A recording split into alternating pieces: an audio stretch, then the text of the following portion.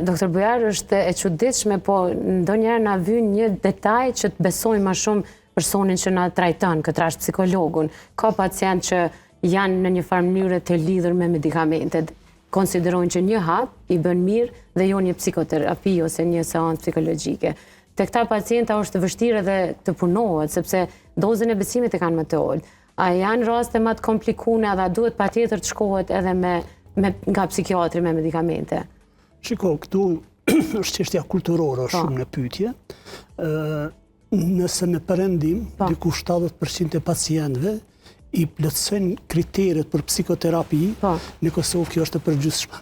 Domethënë shkon në disa seanca dhe është një pjesë e tyre të cilët nuk e shohin zgjidhjen pa ilaçe. Mirë po, ilaçet psikiatrike janë ilaçet që kemi psikoterapi në ilaç. Do të thotë është ilaç i cili ndikon në proceset biokimike të trurit, ndikon në disponimin e tij, ndikon në ankthin e tij, ndikon në agjitimin e tij.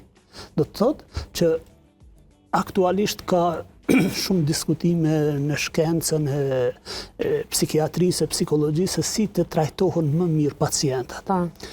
Trajtimi më i miri është kur është një ndërlidhje mirë mes psikiatrit dhe psikologut, një bashkëpunim i mirë dhe transmetohet tek pacienti, që quhet ajo empati dhe relacioni terapeutik, dhe në moment kur vendoset që ajo ndërlidhje terapeutike, mandej pacienti, klienti, varësisht që shquhet, do të thotë ai ka me pas rezultatet më të mira.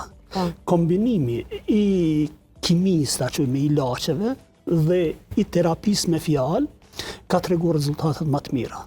Dhe kudo në botë do të thotë kjo po bëhet. Tash kanë dalë edhe metoda tjera terapeutike, siç e kemi diskutuar në kalume përmes stimulimit transkranial, dhe të gjitha këto janë si ta ndihmojnë një individi i cili prezantohet tek ne.